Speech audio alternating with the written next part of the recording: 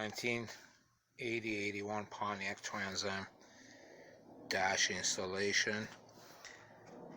Notes: part of the dash installation is the installation of the instrumentations, the main cluster and the fuel and volts gauge. It's important to note that this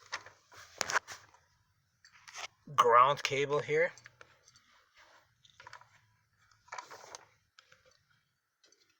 this one installed will not work unless this brace is installed fully. That means here and up there,